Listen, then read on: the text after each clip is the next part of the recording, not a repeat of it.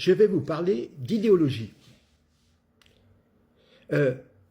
Revenons sur l'idéologie de la gauche.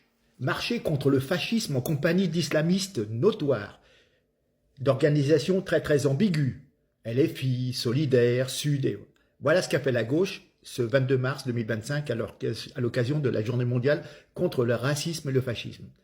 C'était une répétition de la tartufferie, vous savez, de la journée de la femme du 8 mars. Cette gauche n'avait pas hésité à manifester pour le féminisme en truffant son cortège de drapeaux palestiniens. Quelque part, permettez-moi, je laisse de côté Gaza, les mêmes drapeaux qui étaient agités au-dessus de corps démembrés des femmes violées juives que le Hamas ramenait à Gaza. Cette gauche n'a pas hésité à manifester aux côtés de ceux qui expliquent que les auteurs d'un pogrom et d'un viol de masse sont des résistants et, quelque part quand même, magnifier Gaza, où les femmes, il n'y a pas d'égalité. Les femmes sont réduites à l'état de sexe et de ventre sur pattes pour le plus grand bénéfice des hommes. C'est tout. La gauche, aujourd'hui, c'est Tartuffe. C'est ainsi que vous avez des vieilles gloires déplumées, d'artistes sur le déclin, qui remettent le couvert de l'exaltation dénonciatrice, qui s'érige en rempart contre le fascisme. On se croirait dans les années 36, 40. Donc, ils ont appelé à manifester le 22 mars, en prenant les accents de Jean Moulin pour nous alerter sur le retour des heures sombres. Mais tout de suite, là, où sont les dérives racistes et fascistes qui justifient une telle mobilisation? Qui sont les nazis qui nous menacent?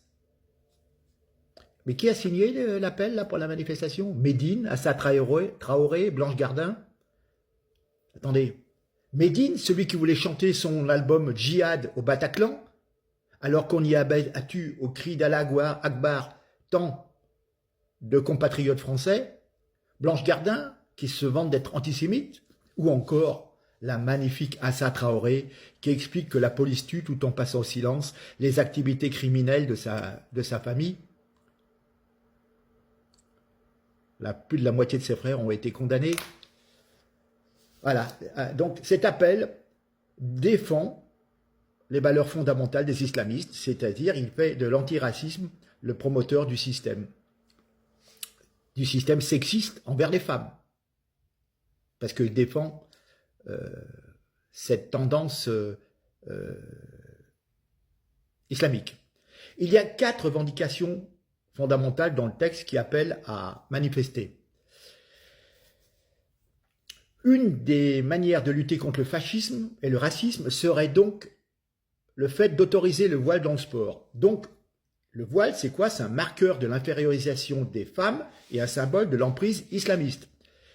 Et là, ils sont forts, les manipulateurs, hein, ils sont très forts. Et la gauche est quand même parfaitement stupide. Magnifier le signe religieux qui relègue la femme au rang d'éternel mineur devient une mobilisation contre le fascisme.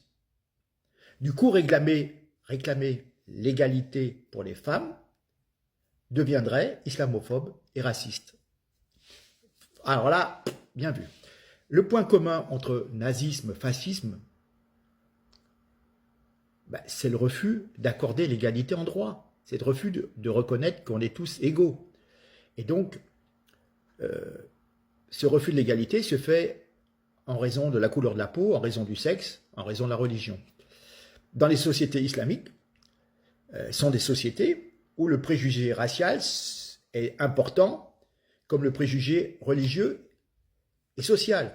C'est ce qu'on appelle la dhimisation, infériorisation en droit d'une minorité et soumission à un tribut pour avoir le droit de se perpétuer. Donc, effectivement, les Juifs, à une époque, payaient un tribut quand ils étaient en terre d'islam, les chrétiens aussi, et puis, inférieur en droit, les femmes n'ont pas le droit au même héritage que les hommes.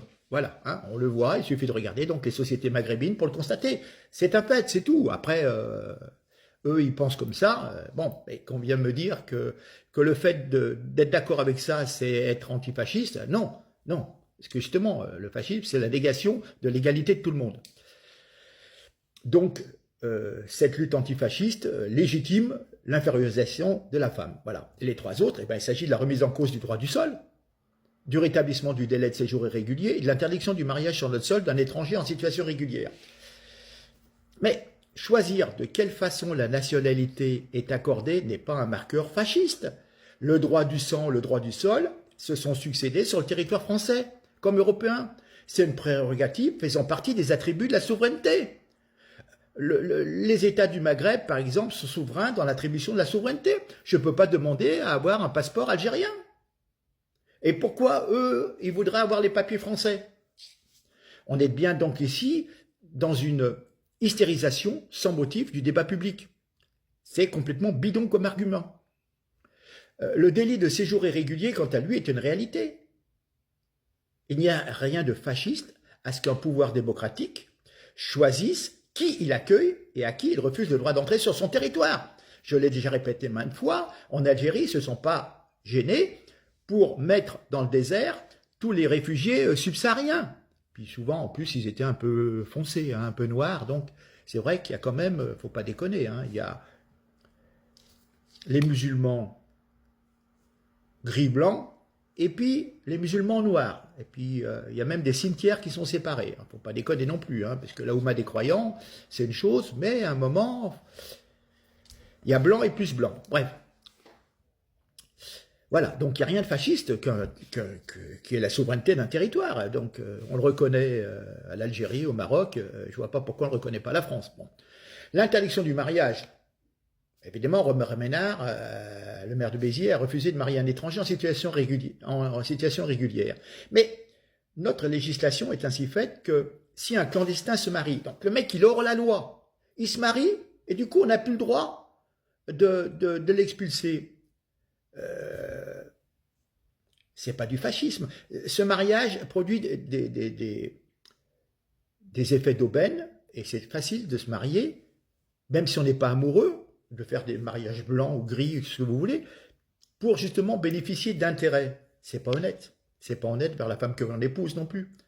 Donc, quand des gens se revendiquent d'une religion, c'est pas honnête, c'est tout. Donc, rien ne justifie le procès en fascisme ou en racisme de vouloir expulser des gens qui sont venus en étant hors la loi, en ne respectant pas la loi d'un pays. Si vous venez dans un pays où vous ne respectez déjà pas la loi, vous n'avez rien à y faire. Vous avez des obligations, comme quand vous faites la religion, vous avez des obligations de prière, de jeûne, de ramadan, etc.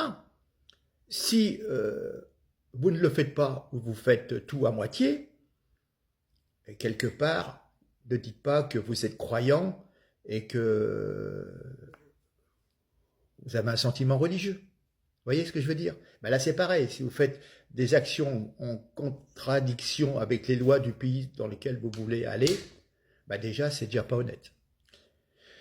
Mais l'honnêteté, voilà, j'espère avoir apporté un élément qui contredit carrément tout ce qui a été mis en avant pour la manifestation du 22 mars. C'est simplement pour dresser les gens les uns contre les autres et surtout dresser les gens contre la souveraineté de la France. Et ça, c'est pas du fascisme, c'est simplement une question de droit.